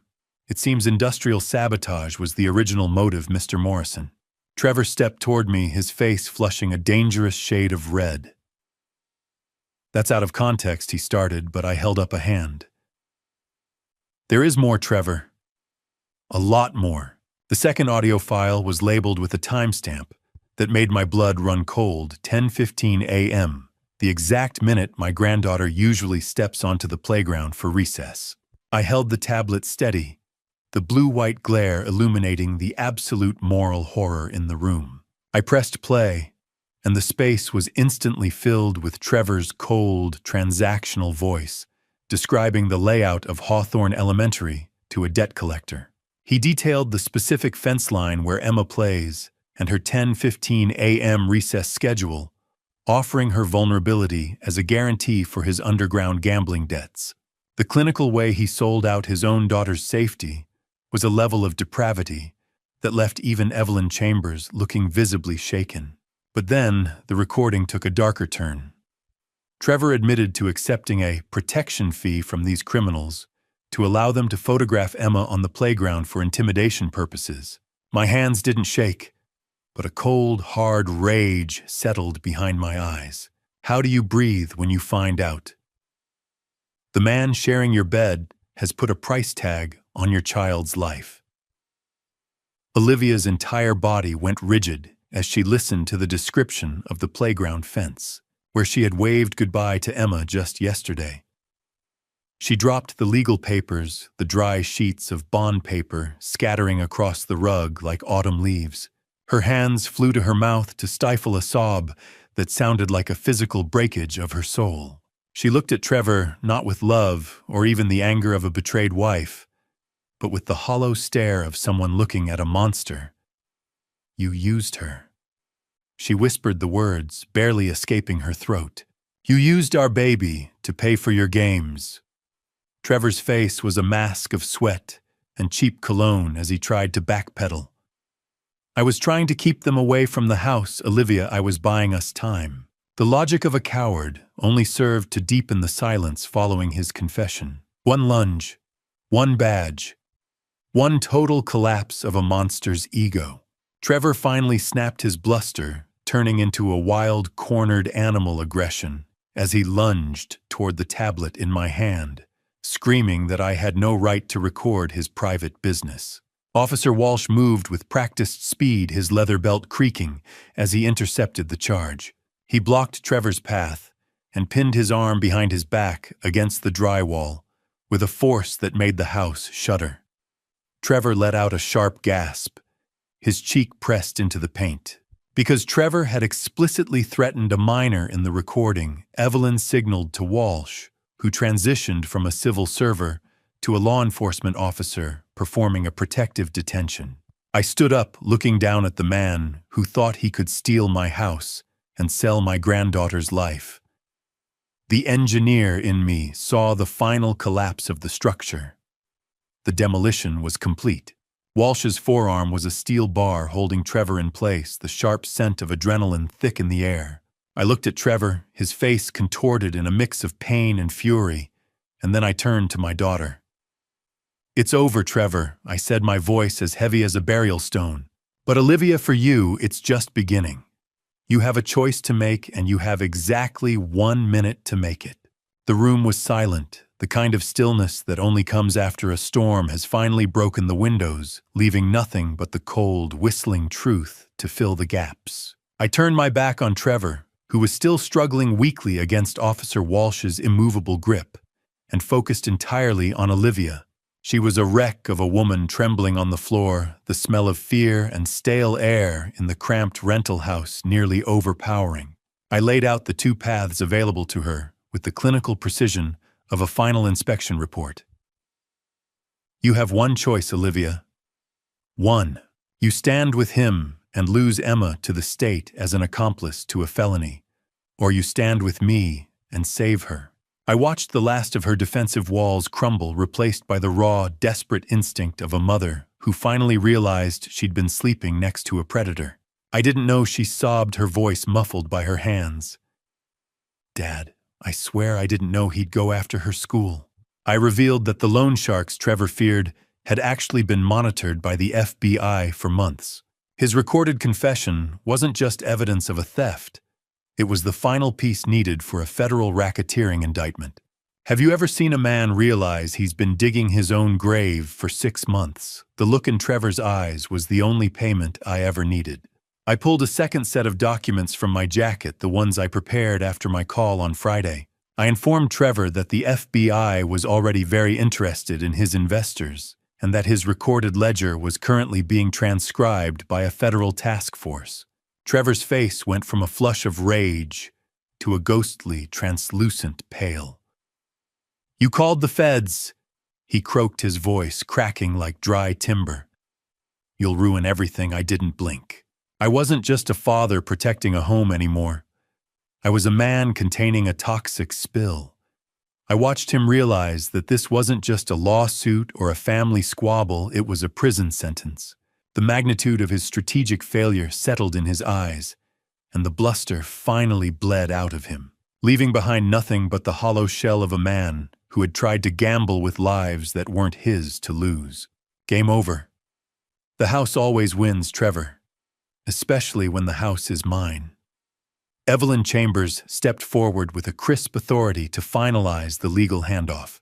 She informed Trevor that because of the specific nature of the recording and the threat to a minor, his passport was already flagged, and a temporary restraining order was in effect. Trevor finally stopped fighting Walsh, his body going limp as if his bones had turned to liquid. In a moment of absolute desperation, he tried to bargain accidentally, revealing that the notarized backup folder was hidden under the spare tire in his car. Walsh nodded to a colleague outside, and I knew the physical evidence was as good as secured. I looked at my daughter, who was now sobbing quietly on the rug, and felt no joy, only a somber, exhausted relief. I turned toward the door, the heavy weight of the last 2 weeks finally lifting from my shoulders as I felt the tactile threshold under my boots. As I reached the door, Trevor's voice cracked one last time, high and thin, with the sound of a man drowning in his own choices. This is entrapment. I didn't look back. The walk to my truck was the longest 50 feet of my life, each step on the damp pavement, sounding like a heavy, final, rhythmic thud that signaled the death of the family I thought I knew. I stood on the porch for a fraction of a second, the cool September air biting through my shirt. Trevor's desperate cry of entrapment was still ringing in my ears, a high, thin sound that carried the jagged edge of a man who realized the walls were finally closing in. I didn't look back. I kept my eyes on the horizon, where the gray Oregon clouds were finally beginning to break, revealing a sliver of cold, uncaring blue. Behind the closed door of the rental, I could hear Trevor's voice rising in a frantic, losing argument with Officer Walsh. Olivia's sobs had transitioned into a low, rhythmic keening that made my chest ache with a phantom weight, the kind of structural pain you feel when you know a foundation is beyond repair. "This isn't over," Vincent Trevor screamed, his voice muffled by the wood. "You hear me?" I whispered the answer to the empty air. "It was over the moment you looked at a map of a playground, Trevor." As I reached the sidewalk, I saw the black SUV that had been idling 2 houses down suddenly peel away, its tires chirping against the asphalt. My bluff about the FBI presence had worked better than I'd hoped. The creditors were scatterings like rats from a spotlight. Evelyn Chambers joined me on the sidewalk, her expression as unreadable as a legal brief. She didn't say a word at first, but she placed a firm, supportive hand on my shoulder, a gesture of solidarity that anchored me to the present. She informed me that Officer Walsh would remain on site until the primary evidence from Trevor's car was secured and the initial statements were logged. We watched a second patrol car pull up to the curb with a quiet authority. The welfare check on Emma was being initiated at Hawthorne Elementary. For the first time in 2 weeks, the crushing pressure in my lungs eased, and I felt like I could actually draw a full breath of air.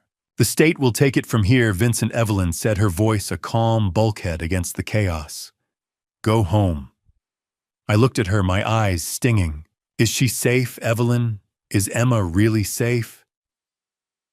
She nodded once, a sharp, professional movement. "She is. Have you ever won a war only to realize you're the only one left standing on the battlefield?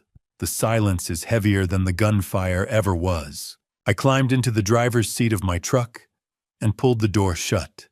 The heavy thud sealing out the world of Southeast 82nd Avenue. I sat there with my hands on the steering wheel, the cold vibration of the idling engine traveling up my arms. I watched the house through the rearview mirror, half expecting it to implode under the weight of the lies I'd exposed. I had saved my assets. I had protected my granddaughter. But the bridge back to my daughter had been burned to the waterline, and the smoke was still thick in the air. Inhale. Exhale. The air tasted like rain and freedom. It was bitter. I pulled my phone from my pocket and found a final text from Warren Phillips. "The cloud account is deleted. Your house is yours again." I turned the key, and the engine rumbled to life. But as I glanced at the passenger seat, I saw Emma's forgotten coloring book, the one thing I couldn't protect from the truth. "I am sorry, Patricia," I whispered to the empty cabin. I did what I had to do. The next 24 hours passed in a blur of gray rain and phone calls that felt like echoes from another life. But it was the vibrating buzz of my phone at 10 a.m. on Thursday that finally broke the static. I was standing in the hallway, the faint smell of damp dust hitting my nose as I unscrewed a dead light bulb, a mundane task intended to keep my hands from shaking. I answered the call from Evelyn Chambers and held the cold, vibrating device to my ear. She chose Emma Vincent, Evelyn said, her voice carrying a weight of professional satisfaction. "Olivia called my office an hour ago. She's broken, but she's resolute. She has agreed to cooperate fully with the authorities." Evelyn explained that my daughter was currently signing a cooperation agreement, handing over every shred of evidence regarding Trevor's coercion and his gambling contacts. Most importantly, she had filed for an emergency divorce and a petition for sole custody. She had finally chosen her daughter over her fear. "Good," I replied, staring at the empty light socket. "Emma needs her mother, the version of her that isn't afraid of a shadow." Evelyn revealed that because of the clear evidence of coercion, the district attorney had decided not to press criminal charges against Olivia, provided her testimony secured the convictions of the ringleaders. 2 weeks later, the Oregon autumn had turned sharp and biting. I was in my workshop when Evelyn called again. FBI, raid, arrest. Those 3 words felt like the closing of a heavy iron door. The system I had trusted to protect my life had finally turned its gears against the man who tried to dismantle it. Evelyn informed me that the federal task force had executed a coordinated strike on the illegal gambling ring Trevor was indebted to. 5 major arrests were made, including his primary creditor, effectively erasing the physical threat to Emma's school. "The vulture is caged, Mr. Carter," she said. "Trevor is facing 5 to 7 years in federal prison for fraud and conspiracy." "And the school?" I asked, my voice barely a whisper. "Are those men gone?" "They're processed and in custody," she assured me. "The threat is neutralized." I learned that Trevor had attempted to flee to the airport 2 hours before the raid, but his passport had already been flagged by the FBI contact I provided. He was arrested right there in the security line, clutching a carry-on bag full of stolen hopes. I hung up and walked out to the backyard garden, the air smelling of dormant earth and the coming winter. Have you ever noticed how roses bloom brightest right before the first frost? It's as if they know they have to make the beauty count. Patricia's roses were still blooming, a vibrant red defiance against the encroaching gray. I touched a petal gently, the tactile softness a strange contrast to my own calloused thumb. The structural failure of my family had been shored up by federal steel, and the threat had been eliminated at its very source. I stood in the silence, listening to the autumn wind whistle through the garden beds, realizing that the weight of the coloring book I still kept in my truck was finally starting to feel a little lighter. "It's over, Patricia," I whispered to the wind. The fortress held. I touched the last red rose of the season and whispered, "It's over." But as I walked back inside, I knew there was one more legal document that needed my signature, one that would change Olivia's life forever. How much is a daughter's loyalty worth once it's been appraised, traded, and found wanting in the cold light of a forged signature? The walk back into my house had felt different with Trevor behind bars, but the structural integrity of my family was still compromised. I arrived at Evelyn's office for a final permanent legal restructuring on a Tuesday afternoon in late October. The long orange glow of the autumn sunset spilled through the windows, casting skeletal shadows across the mahogany desk. I sat across from Evelyn Chambers one last time, the smell of mahogany and old leather anchoring me. "We weren't here to discuss arrests today. We were here for the final demolition. I want her removed from every schedule of assets, Evelyn. Totally and permanently," I said, my voice steady. It wasn't an act of malice, but a structural necessity. I cannot leave my life's work to someone who proved they could be bent by the first predator to come along. "Are you sure, Vincent?" she asked, her eyes searching mine. "This is a bell you can't unring." I nodded without hesitation. "I'm an engineer, Evelyn. I know when a beam is too warped to hold weight. A will is just a blueprint for a life that hasn't ended yet. And like any good blueprint, it needs a failsafe." The second half of the document was the reconstruction. I established an irrevocable spendthrift trust for Emma, ensuring her education, healthcare, and future were shielded from both Trevor's greed and Olivia's poor judgment. I appointed a corporate trustee to manage the funds, removing the temptation from Olivia entirely. "Emma is the future of this family," I explained. "She's the only part left that hasn't been compromised." As I reviewed the Emma provision, I realized I was building a bridge for my granddaughter that her mother would never be allowed to cross. However, I included a conditional amnesty clause.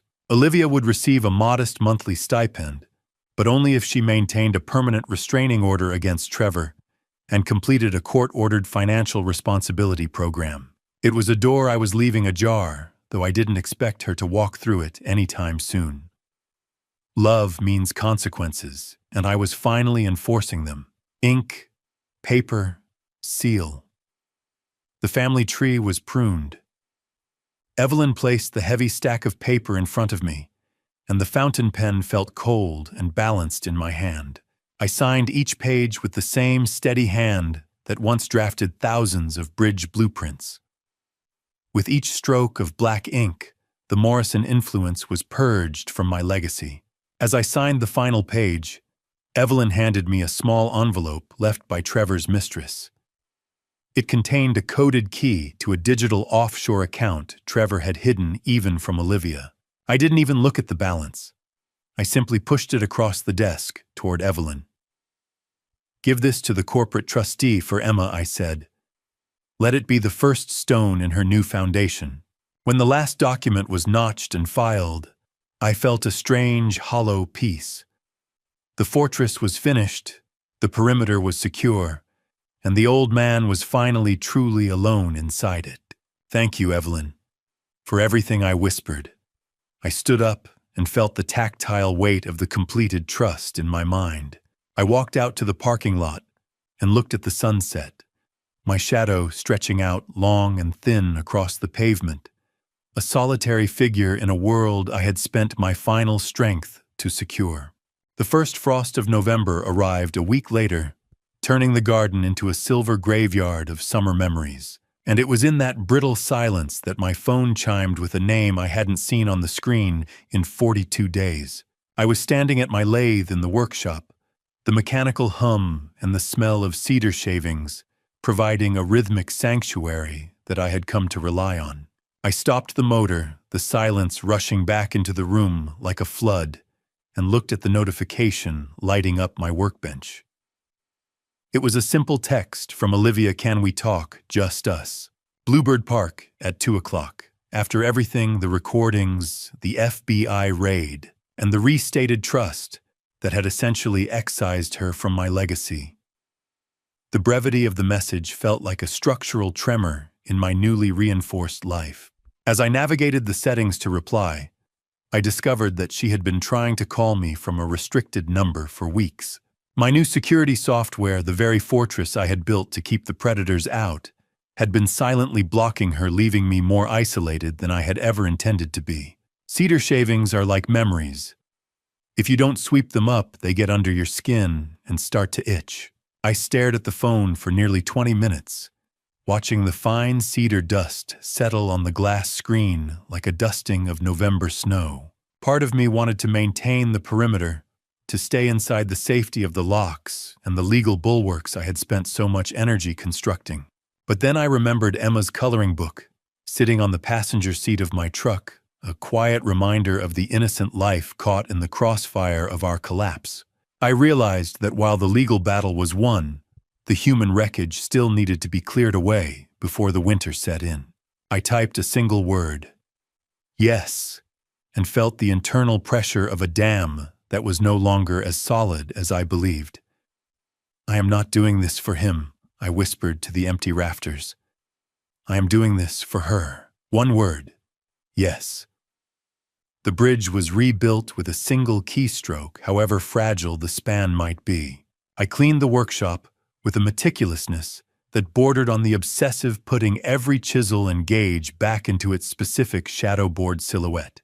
I changed into the heavy jacket I had worn to Evelyn's office, checking my pocket to ensure the tablet wasn't there. I won't need weapons today, I told myself. Just the truth. Whatever is left of it. As I walked toward my truck, the biting November air nipped at my lungs, reminding me that some structures can be repaired, while others can only be replaced by something entirely new. I pulled out of the driveway and paused at the curb.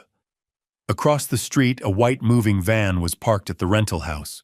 Trevor's mistress was methodically clearing out his belongings, revealing that the parallel life he had built was being dismantled by the very people he had trusted. The demolition was total. I drove toward Bluebird Park with a somber determination, my boots crunching on the frost-covered grass as I approached the duck pond. I saw her sitting on a bench near the frozen water, a silhouette of grief in a heavy coat I didn't recognize. And for the first time in my life, I didn't have a blueprint for what to say next. Bluebird Park was empty, the playground equipment standing like skeletal remains under the gray sky. I walked across the frozen grass, the rhythmic crunch of each step echoing in the silence of the November afternoon. I saw Olivia sitting on the bench by the duck pond, her silhouette small and huddled against a cold wind that whipped through her winter coat. I sat down on the opposite end of the frost-slicked bench, the distance between us exactly 4 feet. A physical gap that felt like a canyon neither of us knew how to bridge. She didn't look at me for a long time, her eyes fixed on the frozen water, where a few brave ducks huddled near the reeds. When she finally spoke, her voice was thin and fragile like dry glass. I was so afraid of losing the house that I lost everything else instead, she whispered. She admitted she knew Trevor was in financial trouble, but claimed she never knew the extent of the depravity regarding Emma. I listened with the clinical detachment of a lead engineer inspecting a collapsed structure, looking for what could be salvaged. She revealed she'd already started working a minimum wage job at a local grocery store to support Emma. It was the first sign of responsibility I'd seen in years. "Do you still hate me, Dad?" she asked, her gaze finally flickering toward mine. 0%. That was her rating. My own daughter. I didn't answer her question directly. Instead, I laid out the conditions of our future relationship with the precision of a contract. I told her about the irrevocable trust I'd established for Emma and the conditional stipend for her own survival. I made it clear that while I would remain a grandfather, my role as her father had changed from provider to overseer. Emma's future is sealed, I said, the cold air biting at my lungs. Yours is up to you. There will be no more joint accounts, no more power of attorney, and no more secrets. If that trust is broken again, the bridge is gone for good. Trust isn't a gift, Olivia. It's a structure, and right now yours has a 0% safety rating. She nodded slowly, accepting the terms with a resignation that suggested she had expected far worse. The silence that followed was heavy, filled with the ghosts of the family we used to be before greed and a predator named Trevor had dismantled the foundation. Can a bridge ever be truly safe again after it's been sabotaged from the inside? Or do you just spend the rest of your life waiting for the next crack? I watched Olivia stand up, her movement slow and stiff from the cold. "Thank you for the stipend," she said, her eyes red-rimmed. "I'll start the financial responsibility program on Monday." I didn't offer her a hug. I didn't offer her a way back into my house. I stayed seated, a solitary figure in a coat that felt too heavy. "Goodbye, Olivia. Drive safe," I replied. I watched her walk toward her car, her small frame disappearing into the gathering mist of the Oregon afternoon. The fortress I had built was now the only thing I had left to inhabit. As she pulled away, I realized she had left a small, cream-colored envelope on the bench. It wasn't a request for money or a plea for forgiveness. I opened it to find a handwritten letter from Emma, the only person whose trust remained untarnished by the wreckage. I watched her car disappear into the mist, and as I reached for Emma's envelope, I saw my own reflection in the frozen pond, a man who had protected his wealth, but stood entirely alone in the frost. The workshop was warmer than the park, but it felt just as empty. I didn't open Emma's letter until I was back in the sanctuary of my workbench, the smell of cedar shavings rising to meet me like an old friend who didn't care about my mistakes. I sat on my stool and carefully unfolded the paper. Emma's childish handwriting revealed a truth I hadn't expected. She knew Daddy was going away because she had seen him packing his suitcase weeks before the confrontation. It was a sobering reminder that children see the cracks in a structure long before the adults are willing to admit the building is falling. I set the letter aside, my heart heavy with the realization that my granddaughter had been living in the shadow of a collapse for far longer than I had. The first month of our new reality passed with a clinical, quiet consistency. Every Sunday, Olivia brings Emma to the house for a 4-hour supervised visit. She stays in the kitchen, punctual and quiet, serving a sentence in the quietest prison imaginable. I brought her favorite snacks, Dad, she told me last Sunday, her voice low. They're on the counter. I only nodded. Thank you, Olivia. We'll be in the shop if you need us. Trust is like a finish on fine mahogany. Once you strip it away, you can never quite get the same luster back, but the wood underneath is still solid. In the workshop, I finally began the lessons I promised. Emma stands on a sturdy step stool I built specifically for her, her small hands guided by mine as we sand a block of pine for a birdhouse. The sound of the hand plane smoothing a board provided a rhythmic background to our work. I find myself explaining the mechanics of stress and support, not just in wood, but in the world. I am teaching her that some things are built to last, while others are built to be replaced, and that the quality of the material matters more than the finish. Is it strong now, Grandpa? She asked, her eyes bright with a curiosity that Trevor hadn't managed to extinguish.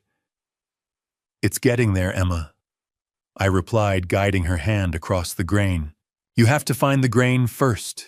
I took a sip of hot, bitter coffee, the warmth a welcome relief against the cold draft near the door. Click. The screen went black. I was no longer a spy. I was just a grandfather. On a Tuesday night, as the first real snow began to dust the Oregon pines, I sat at my workbench and opened the surveillance software one last time. I watched the empty rental house across the street, now bearing a for lease sign in the yard. Then I toggled the feed to Olivia's new apartment.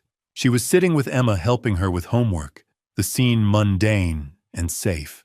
As I prepared to log off, I noticed a notification from my bank. Olivia had been putting half of her modest monthly stipend into a savings account for me, a quiet, unforced attempt to pay back the theft. I realized then that a fortress is only a prison if you never let yourself leave. With a single deliberate click, I deleted the remote access software forever. The perimeter is secure, I whispered to the empty shop. Good night, Emma. Good night, Olivia. I walked to the workshop door and flipped the switch, leaving the tools in the dark. As I stepped out into the biting November air, I saw my own footprints in the fresh snow leading away from the fortress and toward the house. The garden outside was a skeleton of its former self, buried under a foot of Oregon snow. But inside the workshop, the air was warm and thick with the scent of cherrywood and the quiet concentration of a child. I watched my own footprints in the fresh snow leading back toward the house from the night before, a trail of resolve that felt permanent now. Emma and I were working on a small jewelry box, a replica of the one I had made for Patricia 30 years ago. I watched her small hands follow the grain of the cherrywood, her brow furrowed in that same engineering focus I used to see in my own reflection. As we worked, I noticed a small notebook tucked into her pocket. She pulled it out to show me sketches of the garden and the lathe, detailed drawings that mirrored my own analytical worldview. "Will the roses remember to come back, Grandpa?" she asked, her voice light against the howling wind outside. "The roots are deep, Emma," I replied, placing my calloused hand over hers. "They never forget where they belong. I am teaching her that sleep isn't death. It's just a structural pause, and that some things have to be sanded down to their rawest form before they can truly shine. Fine grit, no more rough edges." The healing had finally begun. We moved from the coarse sandpaper to the fine grit, the wood becoming smooth as silk under Emma's palm. She grew quiet for a moment, the only sound the rhythmic rasp of the paper against the cherry. "Mommy said she's learning how to fix things," she said, looking up at me. "Like you, Grandpa." I felt the last of my anger toward Olivia turning into a manageable, distant weight, much like the sawdust we were currently brushing away. "Exactly like me, sweetheart," I told her. "We're all just trying to keep the house standing." I didn't tell her about the court dates or the stipend I'd arranged. I only wanted her to know that everyone sometimes makes a mistake in their blueprints. The quality of the material is what matters, and despite the fractures Trevor had caused, the wood of this family was still salvageable if we worked slowly enough. I felt a sense of forgiveness taking root, a quiet reconstruction of the bridge I thought I had burned to the waterline. Wood oil is like time. It doesn't change the nature of the thing, it just makes the truth of it easier to see. We applied the first coat of oil together, watching the cherry wood deepen into a rich, protective amber. Emma's eyes lit up as the grain revealed itself, a hidden pattern that had been there all along, just waiting for the right touch. "It's beautiful, Grandpa," she whispered. "It looks like it's glowing." "That is because it is strong on the inside, Emma," I said. "That is what matters." I realized then that my survival wasn't about the money or the deed. It was about being the one person left to show her the pattern. As we finished, I turned the box over and showed her the small letter C I had carved into the bottom, a Carter legacy reclaimed from the Morrison influence forever. I looked at the empty spot on the wall where the hidden camera used to be, then back at my granddaughter, and I finally understood that the best way to watch over someone isn't with a lens, but with a steady hand. I felt a sense of completion that no structural report could ever provide. The snow stopped falling just as Olivia's car pulled into the driveway. The snow stopped falling just as Olivia's car pulled into the driveway. The silence that followed. Not the heavy, suffocating kind I'd lived with for months, but something lighter, like a building that had finally settled into its new foundation. I stood on the porch, my breath blooming in the cold air, as Olivia secured Emma into her car seat. We didn't exchange words of forgiveness. We simply exchanged a look of mutual recognition of the new hard boundaries that define our lives. "See you next Sunday, Dad," she said, her voice quiet but steady. "Next Sunday, Olivia." "Drive safe," I replied. She drove away, and I was left with the quiet dominance of a man who fought a war in the shadows and won back the right to live in the light. The fortress was no longer a bunker. It was just a home again. I watched the taillights fade, knowing the perimeter I'd built didn't just protect my money, but the fragile chance for my daughter to become the mother Emma deserves.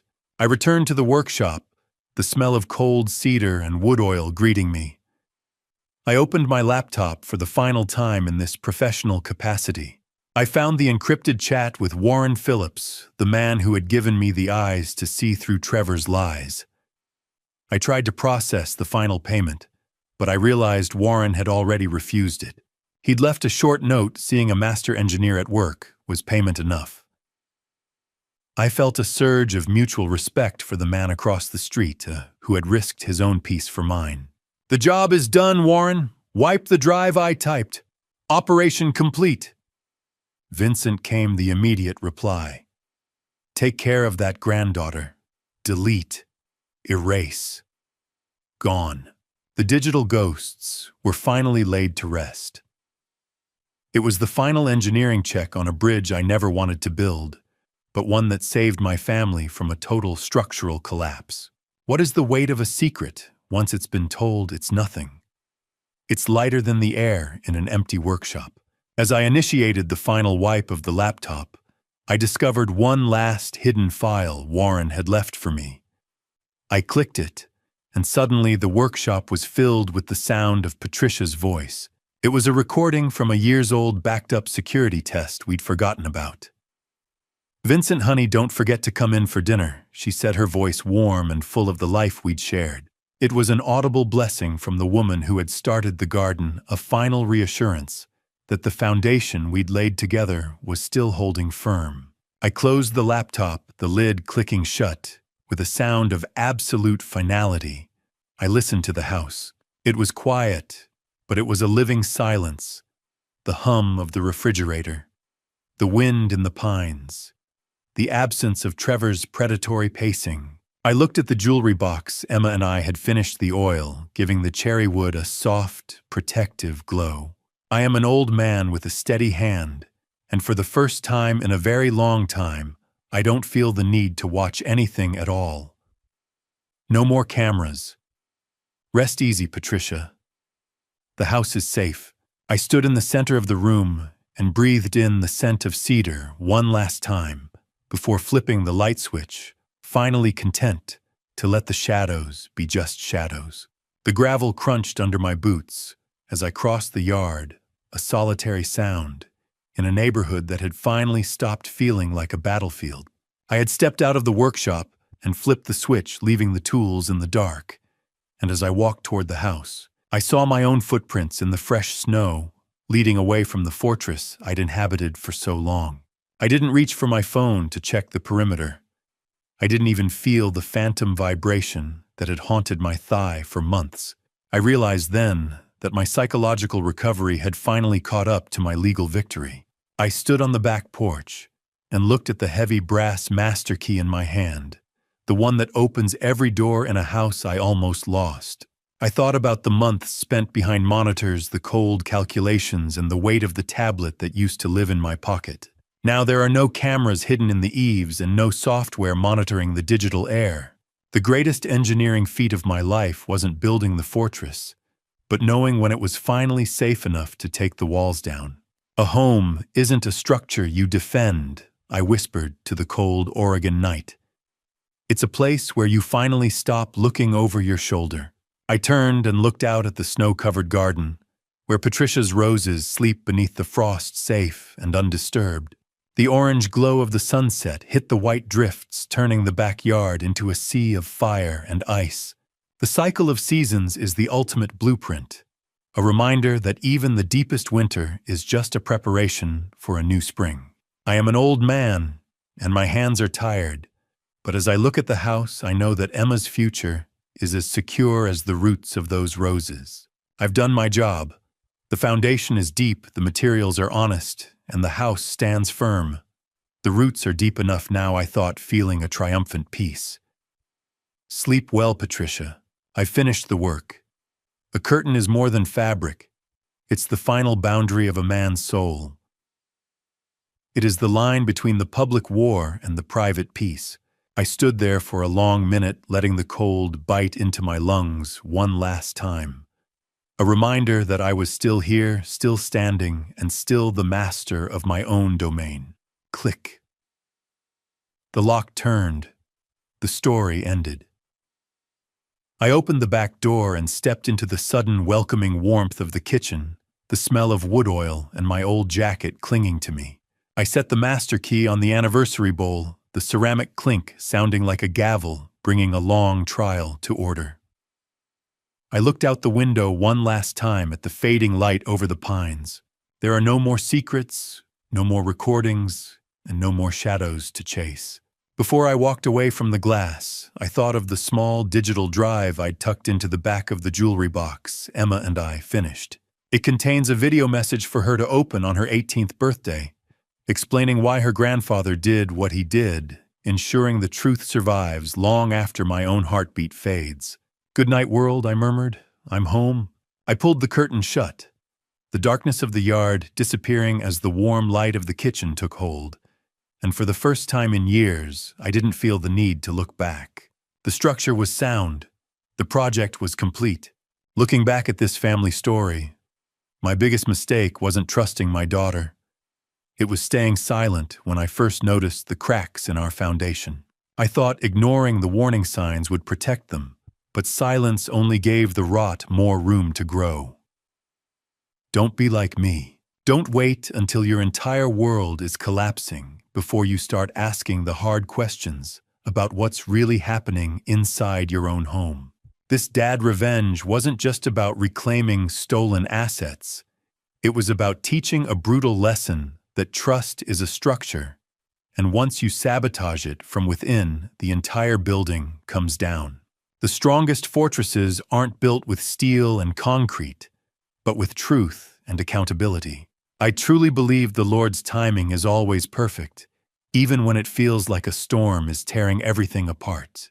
He gave me the strength to be the father and grandfather my family story needed, even when it meant becoming someone I never thought I'd be.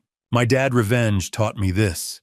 Protection isn't just about locks and legal documents. It's about having the courage to enforce consequences when the people you love cross lines that should never be crossed. The master key of integrity is the only legacy worth leaving behind. In every family story, there comes a moment when you must choose between comfortable lies and painful truths. I chose truth, and though it cost me dearly, my granddaughter will grow up knowing that some things like her safety and her future are worth any price. This dad revenge is complete. The fortress stands. And I finally understand that love sometimes means letting people hit the ground hard enough to wake up. Thank you for walking with me to the end of this journey. Please leave a comment sharing your perspective. What would you do if you found yourself in a situation where your own family betrayed your trust? I genuinely want to hear your viewpoint. If this narrative resonated with you emotionally, consider subscribing to the channel so you won't miss future content. A gentle reminder: while inspired by real-world themes of family conflict and financial fraud, certain elements have been dramatized for storytelling purposes. If this type of content doesn't align with your preferences, feel free to explore other videos that might suit you better.